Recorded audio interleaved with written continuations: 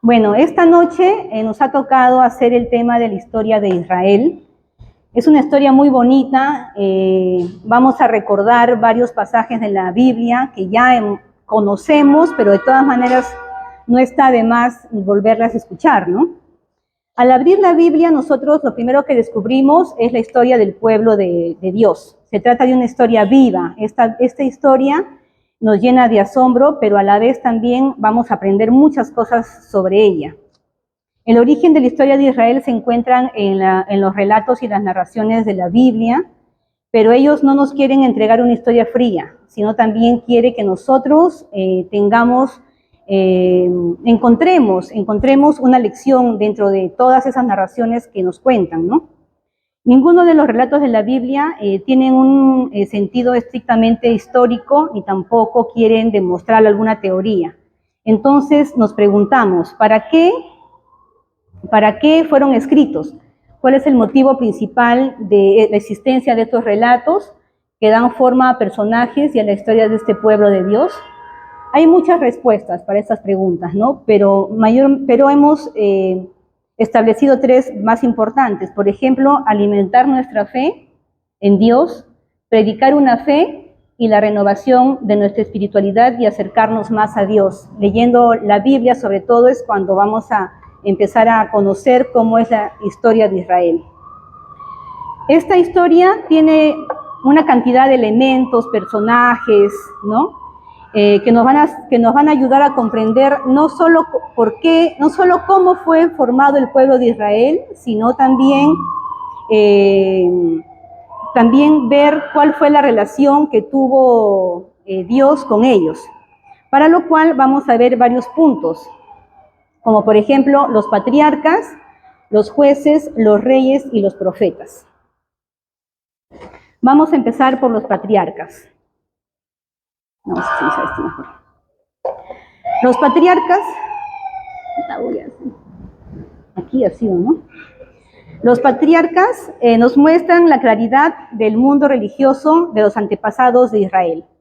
Ellos adoraban al Dios de los padres. Y este Dios de los padres se transmitía de generación en generación. Y se llamaba de acuerdo a quien Dios le revelaba algo, ¿no? Por ejemplo, si hablamos de Abraham, es el Dios de Abraham. Este es el Dios de los padres. Los patriarcas, junto a la revelación divina, recibían dos promesas, la promesa de la tierra y de una vasta descendencia. Esto era parte de la bendición. Entre la historia de los patriarcas encontramos a una figura paradigmática que es el padre de la fe. ¿Quién es el padre de la fe? Abraham, así es. Con él vamos a empezar la historia de los patriarcas. Abraham fue elegido por Dios para ser patriarca de la nación de Israel y llegó a ser conocido como el padre de la fe. Fue llamado por el Señor para ser instrumento y bendición y salvación tanto para el futuro pueblo de Israel como para todas las naciones. Según la Biblia, indica que el padre de Abraham, Terah, salió con su familia de Ur hacia Harán, obedeciendo un mandato de Dios. Abraham marchó con su mujer Sara y con todo su séquito hacia Canaán, donde llevó una vida nómada. A raíz de esta época, hubo una época de hambre, se trasladaron a Egipto. Dios realizó con él la alianza prometiéndole la tierra de Canaán y también para él y para sus descendientes. Aquí empieza la historia de los hijos de Abraham, ¿no? Bueno, del hijo de Abraham. Como saben ustedes, Sara no podía tener hijos porque era estéril. Y Dios para eso le había prometido a Abraham, le había prometido la tierra de Canaán y también le dijo que iba a tener numerosos hijos como los polvos de la tierra y las estrellas del cielo. Entonces, como Sara no podía tener hijos, le entregó a su esclava, Agar, para que con ella concibiera un hijo, ya que ella veía que tenía avanzada edad y no podían tener los hijos, entonces le dijo, Abraham, te aquí a mi esclava y ustedes tengan un hijo. Y así fue. Tuvo a su hijo, a quien llamaron Ismael, que es hijo de la esclava de Sara. Poco después, Dios volvió a visitar a Abraham y le volvió a prometer de que iba a tener un hijo realmente con Sara. Entonces Sara se rió porque dijo, ¿cómo si yo ya tengo 90 años, voy a tener un hijo, ¿no?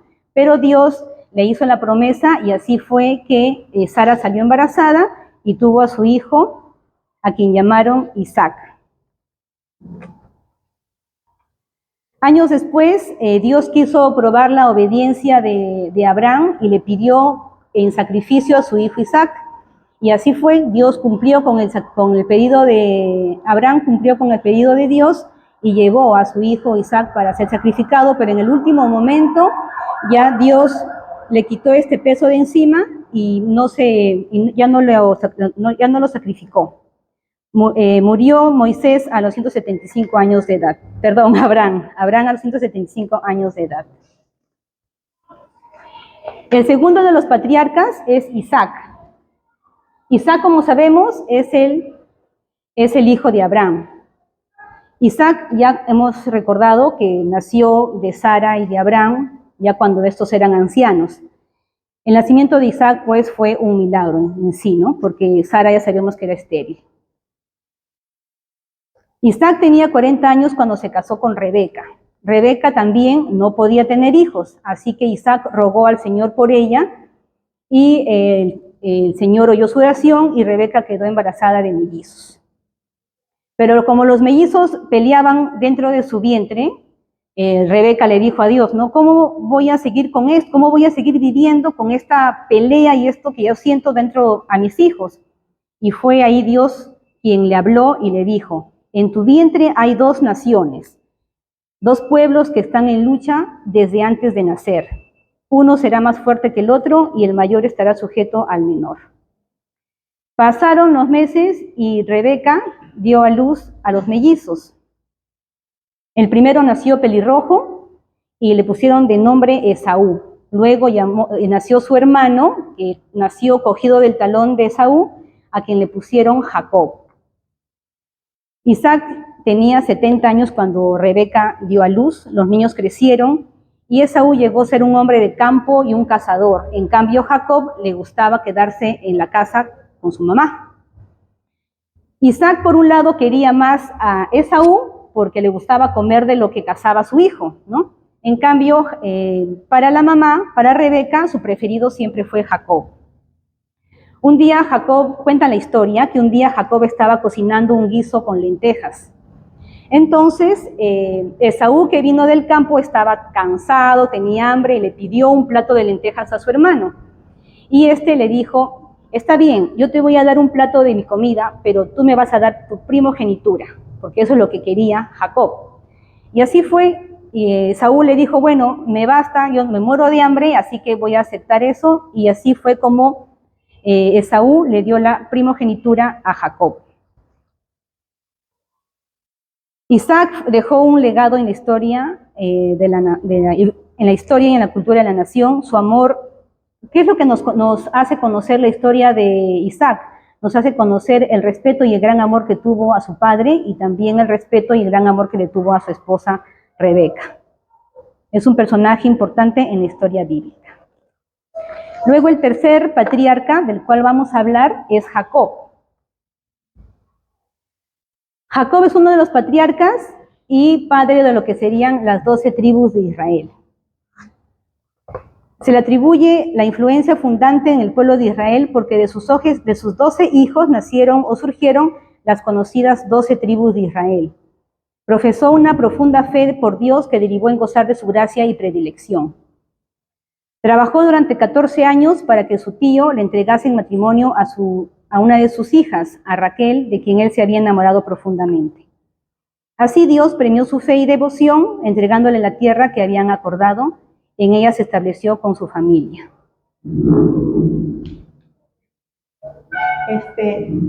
¿Han traído su Biblia? Por casualidad. A ver si que leemos Génesis 32, del 23 al 30.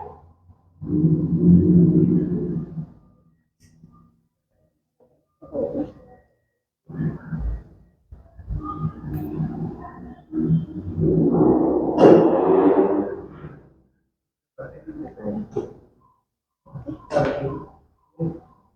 voy a leer, ¿ya? Dice, Jacob lucha con Dios.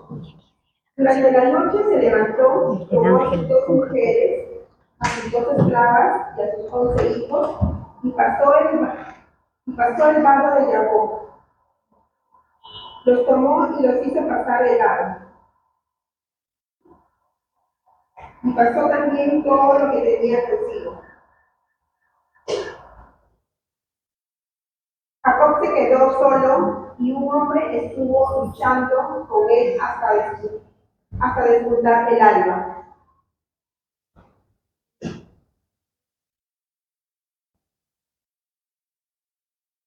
El hombre, viendo que no le podía, le dio un golpe en la articulación del muslo y se lo desmontó durante la lucha con él. El hombre dijo a Jacob, suéltame, que ya vaya el alba. Ya amanecía, o sea. Jacob respondió, no te soltaré si antes no me bendices. Él preguntó, ¿cómo te llamas? Contestó Jacob. Y el hombre añadió, tu nombre no será ya Jacob, sino Israel. Entonces el ángel con el que estaba luchando Jacob le cambia el nombre a Jacob y le llama en adelante Israel. Y es ahí donde empieza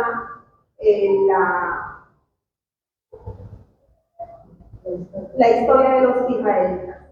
Es que a Jacob el Señor le mandó el ángel para que luche con él y le cambie el nombre, Israel. En adelante te llamarás Israel, porque te has peleado con Dios y con los hombres y has vencido.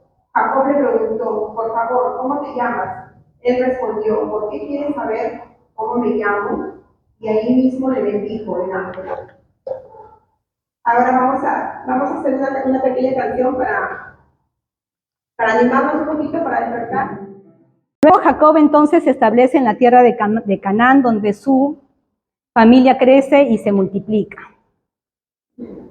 La próxima amarga experiencia que tuvo Jacob fue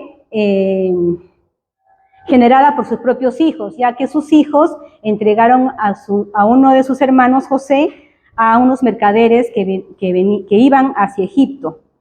El patriarca no conocería el destino real de su hijo después de 15 años, cuando ya, por designio de Dios, José fue a pasar de ser esclavo a pasar el segundo lugar de autoridad luego del faraón. Pero esa es la historia, otra historia de José. Finalmente, bajo la guía del Señor, Jacob se mudó a Egipto, donde vuelve al lado de José y conoce al faraón y se establece en la ciudad de Gosén. Aquí nos vamos a detener un ratito para hablar algo pequeño sobre las 12 tribus de Israel. Algo cortito. No me acostumbro a estar. Como ya sabemos, Jacob tuvo 12 hijos, por los cuales se formaron las 12 tribus de Israel. Entonces sus hijos fueron Rubén, Simeón, Leví, Judá, Zabulón, Isaacar, Dan, Gad, Aser, Neftalí, José y Benjamín. Esta lista tuvo un pequeño cambio cuando Josué distribuyó las tierras de Canaán. En el mapa, por ejemplo, no vemos la tierra ni de Leví ni de José. ¿Y por qué? Por 2 razones importantes. La primera es que la tribu de Leví no recibió una tierra en sí, sino fue distribuida en todas las 12 tribus.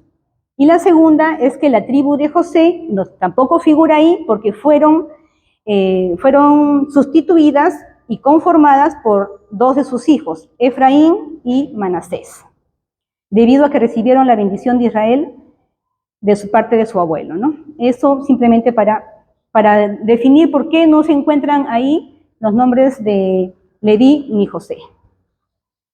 ¿Está bien, Miguel Ángel?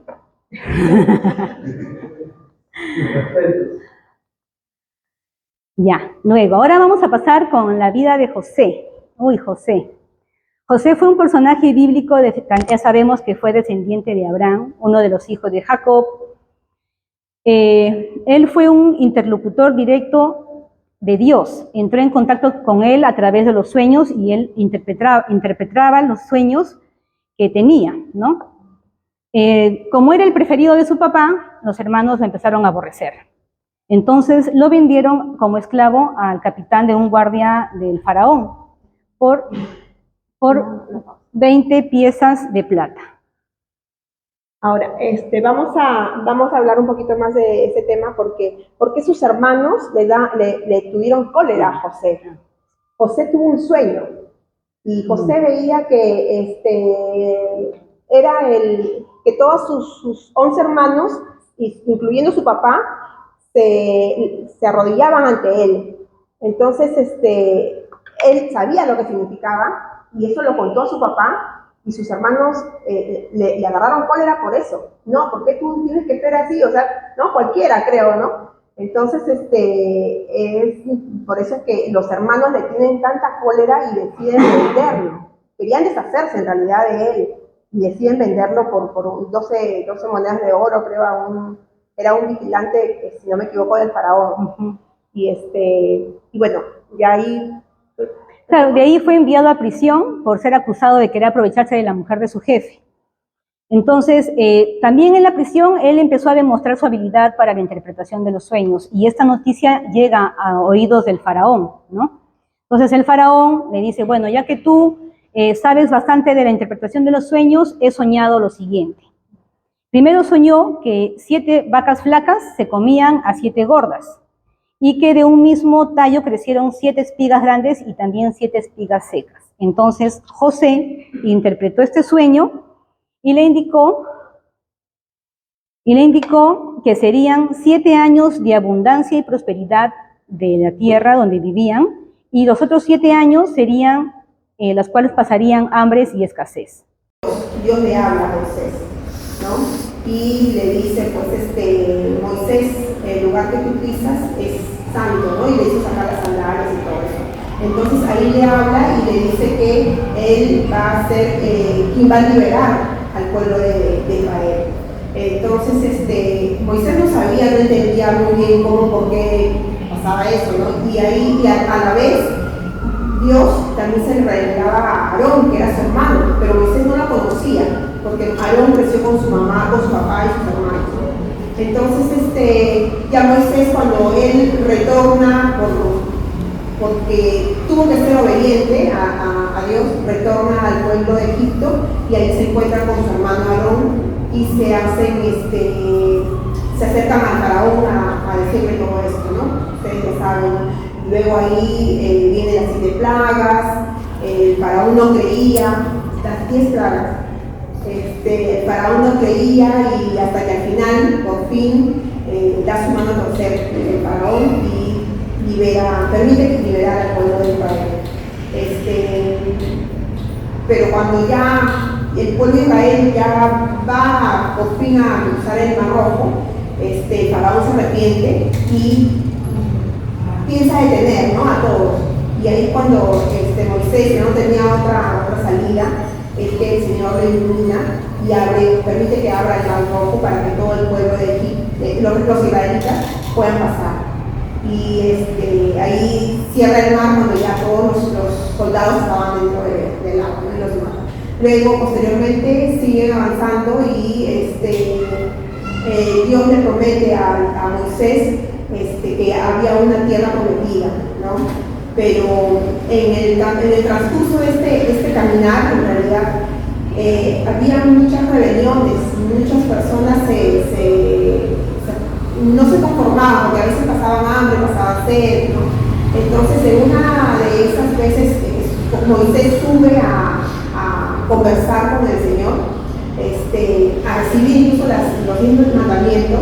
El pueblo se rebela y comienza a hacer una perdición en realidad, ¿no? Incluso construye un becerro de oro y comienzan a adorar ese becerro. Entonces Moisés, cuando baja del monte, baja y encuentra todo eso molesto y él mismo se molesta con todos ellos y rompe las tablas del Señor, los 10 mandamientos. Entonces, luego de eso ya, bueno, Moisés como sea trata de calmar a la gente y todo, y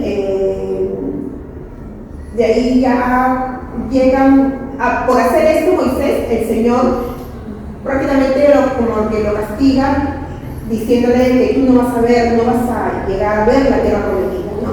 Y es ahí donde Moisés muere antes de llegar a la tierra prometida.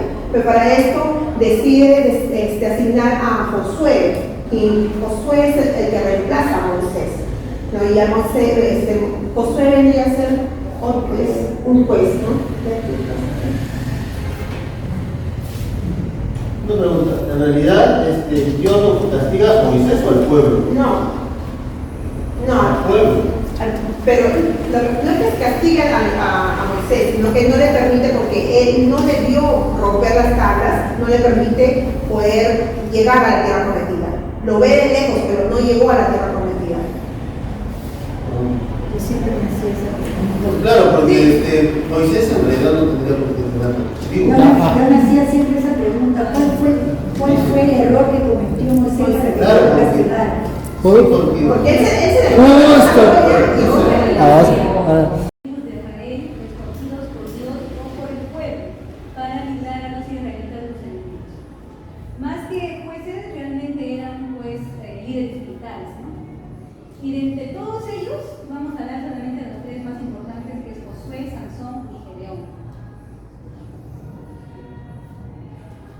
Eso. Empezamos a hablar de Josué. Josué fue hijo de Nun, que fue miembro de la tribu de Efraín. Su nacimiento tuvo lugar en Egipto, siendo allí donde conoció a un personaje importante como Moisés. Durante el Éxodo fue uno de los ayudantes de Moisés, convirtiéndose en un líder de las tropas israelitas. Cuando Moisés fue al monte Sinaí, se fue con Josué, pero Josué quedó en la mitad del camino para tratar de ver qué es lo que hacía el pueblo y esperar a Moisés. Y ahí fue lo que comentó Daisy, que regresando pues hacia el pueblo nuevamente, Moisés con Josué ven que están adorando al becerro de oro y rompen las tablas del mandamiento de Moisés. Al llegar a la tierra prometida, lo que hablamos, Dios permitió a Moisés entrar y como castigo por haber roto las tablas de los mandamientos. Dios eligió al sucesor, a Josué, y se dice que le dio la invencibilidad para que pudiera conquistar la tierra prometida. Poco después, Josué fue capaz de dividir el río Jordán, al igual que Moisés dividió el mar Rojo. Animados por cada hazaña, los israelitas fueron capaces de conquistar la ciudad de Jericó, destruyendo tanto las murallas como la ciudad entera. Y aquí vamos a cantar una canción que todos conocemos. Por favor. Era un pueblo muy rebelde. Entonces Jesús, si pueden ver por favor en su Biblia, si pueden buscar Josué capítulo 6 del 1 al 27. Josué capítulo 6 del 1 al 27.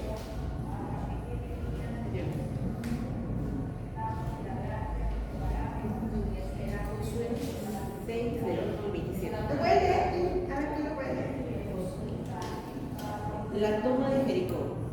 La ciudad de Jericó estaba cerrada por miedo a los israelitas. La habían cerrado y nadie salía ni entraba. Yahvé dijo a Josué: mira, pongo a Jericó en tus manos con su rey y sus mejores soldados. Ustedes, los hombres de guerra, van a dar una vuelta completa a la ciudad y harán lo mismo cada día durante 6 días. 7 sacerdotes llevarán las 7 trompetas de los jubileos delante del arca. El 7º día darán 7 vueltas a la ciudad, luego los sacerdotes tocarán la trompeta. Cuando el sonido del cuerno de carnero se prolongue, todo el mundo lanzará el grito de guerra. Entonces se derrumbará la muralla de la ciudad y todo el pueblo se lanzará al asalto, cada uno por el lugar que tenga al frente. Josué dijo, Nun, reunió pues a los sacerdotes y les dijo, llevarán el arca de la alianza y 7 sacerdotes llevarán las 7 trompetas y los jubileos delante del arca de Yahvé. Luego, volviéndose al pueblo, le dijo, pasen y den una vuelta completa a la ciudad. Los hombres armados irán delante de Yahvé. Cuando Josué hubo hablado al pueblo, los 7 sacerdotes que llevaban las 7 trompetas de los jubileos delante de Yahvé pasaron e hicieron sonar cada uno su trompeta. El arca de la alianza de Yahvé iba detrás de ellos. Los hombres armados iban delante de los sacerdotes que tocaban las trompetas y la retaguardia caminaba detrás del arca, se avanzaba al son de las trompetas. Josué había dado al pueblo esta orden: no lancen el grito de guerra, que no se les oiga hasta cuando les diga. Griten, entonces lanzarán el grito de guerra. El arca de la alianza caminó alrededor de la ciudad, dio una vuelta completa alrededor de ella y luego regresaron al campamento donde pasaron la noche. Josué se levantó muy temprano y los sacerdotes tomaron el arca de Yahvé. Los 7 sacerdotes que llevaban las 7 trompetas delante del arca de Yahvé se pusieron en camino y tocaron la trompeta. Los hombres armados iban delante de ellos y la retaguardia seguía al arca de Yahvé. Se avanzaba al son de trompetas.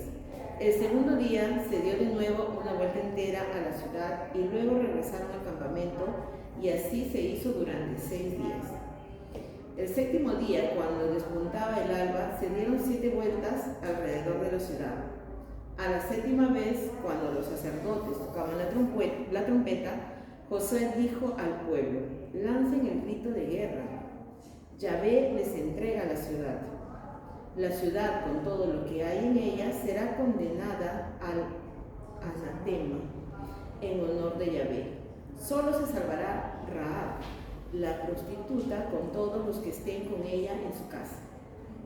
En cuanto a ustedes, cuídense de tomar lo que ha sido condenado al anatema. No sean que ustedes mismos se vuelvan anatema y atraigan la desgracia sobre el campamento de Israel. Palabra de Dios. Te alabamos, Señor. Gracias. Entonces, como verán, ahí el Señor le promete a Josué, cómo tomarle, le indica cómo tomar la ciudad de Jericó. ¿Por qué? Porque era muy rebelde, ¿no? Y logra tomarla. Entonces, pero bueno, y también, ¿ustedes creen que haya sucedido eso? Porque cuando yo cantaba esa canción, bueno, hace años, yo me imaginaba, y me va mi mente, mi imaginación a un pueblo en Jericó y que hacen eso, ¿no? Que están haciendo las vueltas y todo eso. ¿Y ustedes realmente creen eso? ¿Que dieron las 7 vueltas? Sí. Yo, en realidad, conversando, también yo creía eso, en realidad. Conversando con mi mamá, finalmente me dice, pero todo eso en realidad no existió. ¿Cómo no va a existir? Y toda mi creencia y toda mi fantasía que yo había hecho, pues no, todo eso. ¿Qué? ¿Pero por qué? O sea, porque en realidad son como fábulas, como cuentos que se le cuentan. O sea, igual que ¿quién se comió a la ballena? Jonás, la ballena se comió a Jonás. Eso es la historia. Cuidado, sí, Más o menos se va a demorar un año. sí. Algo así como eso, en realidad no pasó. En realidad no pasó eso. Ya, es algo parecido. Esas son historias que nos sirven en realidad para qué, para llevarnos a la actualidad. Pero perdón, que no pasó lo de... No pasó. ¿De la ballena no? Tampoco pasó lo de la ballena. Entonces, tampoco pasó eso, pero ¿por qué? ¿Por qué creen ustedes? En realidad no pasó. Son historias que se cuentan a los profetas para que lo escriban y para que nosotros, las personas que ya en la actualidad lo llevemos a nuestra realidad y lo tomemos en cuenta, porque esto aplica para hoy, para ahora. Acá cuando dice, por ejemplo, esos mudos de Jericó, ¿qué cosas son esos mudos? Nuestros problemas, todo impide acercarnos al Señor. Entonces, acá, ustedes pueden leer acá en la versión donde dice, hermano querido, si tienes tantas pruebas que son como los muros de Jericó, gloria a Dios, podrás gritar y caerán los muros de tu corazón. Significa que busquemos al Señor y podemos y permitir y hagamos que se rompan esos muros para poder acercarnos al Señor. Mira, como tú dices, se puede agarrar como enseñanza, para mí es nueva, ¿no? Pero el padre Luis hace más de 20 años, cuando él vino, hizo la vuelta prácticamente a todo San Juan Macías, por todas las pandilleros que había, llegó al Santísimo, porque ahí estaban llevando también el arma, claro, ¿no? Sí. Entonces no sé. A mí lo podemos hacer porque no está nada de malo, pero o sea, son enseñanzas que nos dejan nuestros antepasados, ¿no? Para poder aplicarlo en la actualidad. Hace 20 años el padre Luis lo aplicó en la actualidad en ese momento. Y en las bodas también, cuando hacían matrimonio también hacía que se den las 7 vueltas alrededor de ¿no? Y bueno, que no se caiga. Exacto. Y el número 7 siempre se emplea porque es el número de la fe, que siempre va a ser así. Entonces, es por eso que yo quiero explicarle Una salvedad, disculpa. Pienso que está bien todo lo que ustedes están diciendo, pero eso que tú has dicho para un público que recién escucha estaría pésimo porque estarían leyendo y después se quedarían, entonces es fábula, se harían muchas cuestiones dentro. Si nosotros, que ya sabemos un poco, podemos entender. A mí me pasó porque eso hace 2 semanas lo converso con mi mamá y mi mamá me dice, pero eso en realidad no existió. ¿Qué? En ese momento a mí, no, y todo lo que yo me había imaginado y todo. Te metiste en el personaje. Sí, me metí al personaje. Y total que no pasó. Pero no sé si no habrá pasado. Que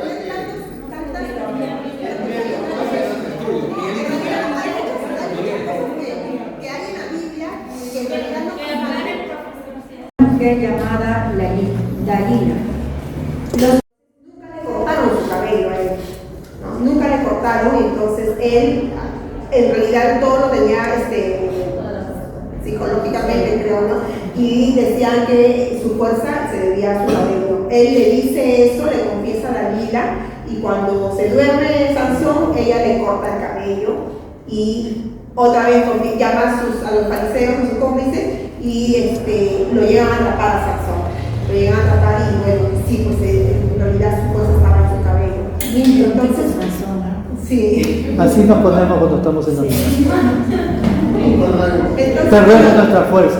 lo capturan a Sansón y hay una parte donde más adelante donde le llegan a sacar los ojos. Entonces cuando Sansón siente, a él se le ocurre y por última vez invoca al Señor que por favor le mande su fuerza para que él pueda terminar con ese pueblo. Ajá, los filisteos. Los filisteos, exacto. Entonces, él no tenía ojos, pero siente una de las columnas. Él pide llevar una de las columnas del templo y ora, le pide por última vez al Señor. El Señor le manda las fuerzas y con sus fuerzas él logra derrumbar las columnas y logra matar a la cantidad de personas que nunca antes había matado peleando en sus luchas, ¿no? Entonces, así es donde él vence a los fariseos. Es una...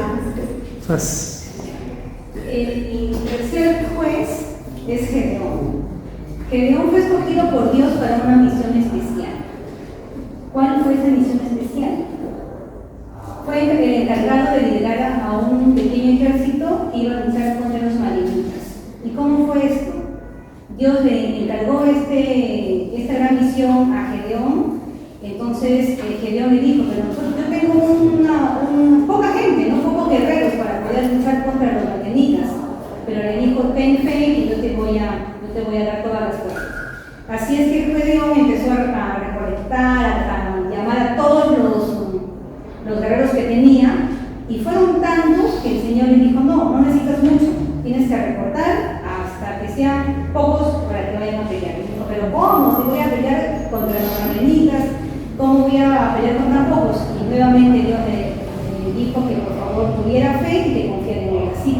Al final solo reclutó 300 hombres, con los cuales marcharon hacia el pueblo de los madianitas para poder enfrentarlos.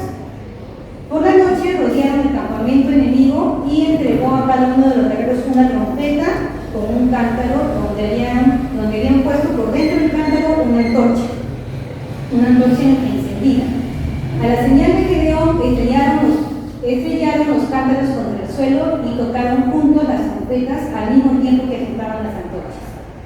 Entonces los madianitas se despertaron espantados por el estruendo y por la luz que daban las antorchas, así que ellos mismos se confundieron y empezaron a matarse entre ellos y luego ya fugaron. Así es como los madianitas ya no molestaron más al pueblo de Israel. Luego, el tercer punto son los reyes,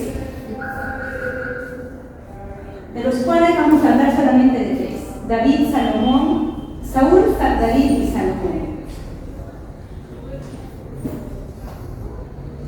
Saúl, ¿quién fue Saúl? Saúl fue el primer rey de Israel antes de su gran división. Se convirtió en rey tras haber sido ungido por Samuel, quien accedía de este modo a los ruegos de su pueblo, que le pedía un jefe guerrero para que estos puedan enfrentar a los filisteos y a los amalecitas. Saúl fue un labrador de la tierra de Benjamín, que tras organizar un pequeño ejército liberó a la ciudad de Yabes de Galaad del asedio filisteo. Aunque en principio su reinado era justo, después con el tiempo se llenó de orgullo y fue desobediente a Dios. Por lo cual, Samuel, viendo que ya Saúl no iba aceptando todo lo que él enviaba, las cosas que él enviaba, se llenó de orgullo, como dice, fue desobediente, entonces proclamó al siguiente rey, que fue David, que fue un joven pastor. Este fue el segundo rey de Israel, David. El profeta Samuel ungió el secreto soberano de los hebreos cuando ese todavía era un pequeño joven, muchacho que cuidaba los rebaños paternos en Belén. David logró extender los límites de su reino desde el mar Mediterráneo hasta el río Éufrates y desde Líbano hasta el Mar Rojo. Desarrolló una intensa labor unificadora y centralizadora, plasmada en la constitución de una clase de funcionarios, la creación de un ejército profesional y la elección de Jerusalén como capital política y centro religioso de Israel. El mayor logro político de Israel fue sin duda la creación de una nación unida, poderosa, mientras que en la esfera religiosa destacan sus composiciones poéticas, que se le reconoce la autoría en total de 73 salmos. Y el último rey que vamos a ver es Salomón. Salomón fue hijo del rey David y de Betsabé.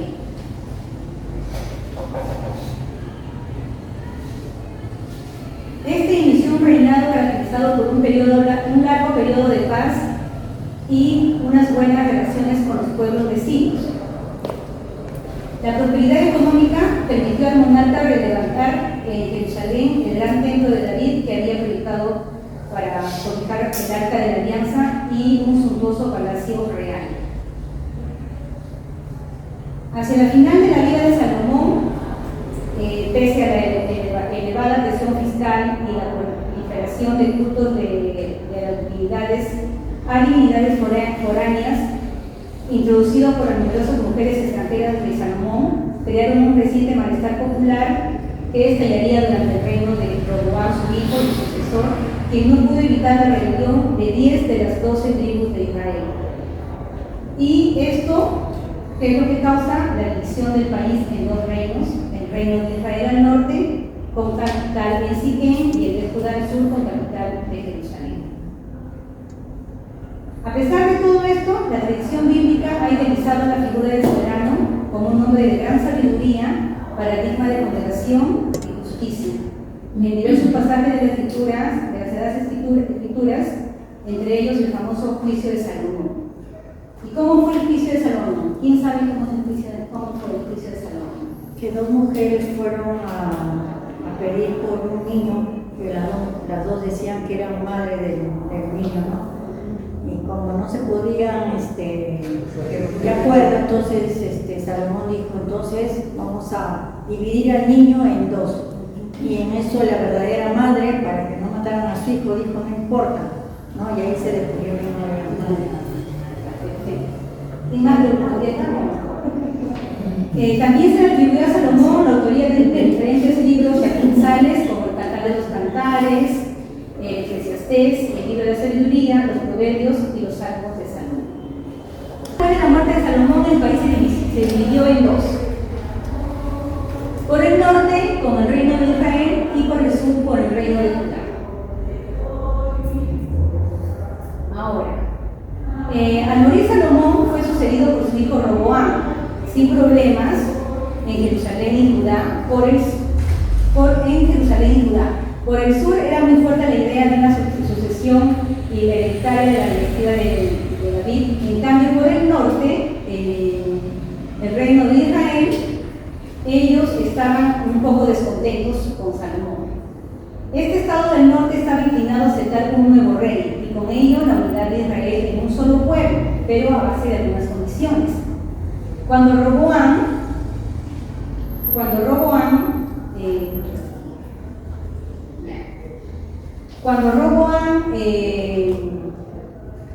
fue a Siquem, al norte, en Israel, en busca de aclaración de calidad que quería ser el nuevo rey, los del norte quisieron negociar con él, especialmente a lo relativo con los tributos y trabajo forzado, pero Roboam se comportó de una manera arrogante y no tuvo suficiente humildad para enfrentar estas negociaciones, así que los tribus del norte prefirieron separarse de la casa de David por la falta de comprensión ante las justas peticiones que ellos hacían. Así, el gran reino de David que alcanzó la gloria en un momento de la historia, comenzaba a desmembrarse. Cualquiera de los que sean los argumentos a favor o en contra de la verdad cierta, este poderío de Israel comenzaba a decaer. Israel y Judá comienzan una historia en estados divididos. Pierden su hegemonía sobre la zona y se tornan cada vez más vulnerables.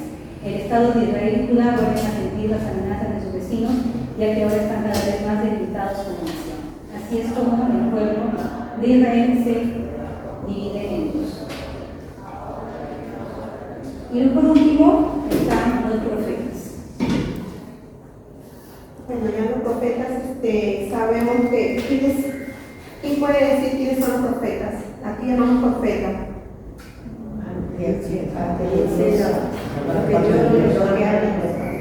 Son los que vienen a hablar del mensaje de Dios. Los que llevan, los que traen el mensaje de Dios, ¿no? Los profetas eran guardianes del pacto de Dios. En realidad, los profetas trataban de salvaguardar el pacto que tenía Dios con los israelitas, en realidad. Sí. Los profetas se dividieron en dos grupos. Profetas mayores, que estaban constituidos por 4 profetas, eran Isaías, Jeremías, Ezequiel y Daniel. Y los profetas menores, que eran 12, Oseas, Joel, Anás, Abdías, Miqueas, Nahum, Habacuc, Sofonías, Ageo, Zacarías, Malaquías. ¿Está bien?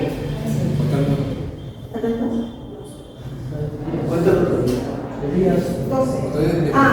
Oseas, Joel, Joel no mencionó. Elías. Anás, Abdías, Miqueas,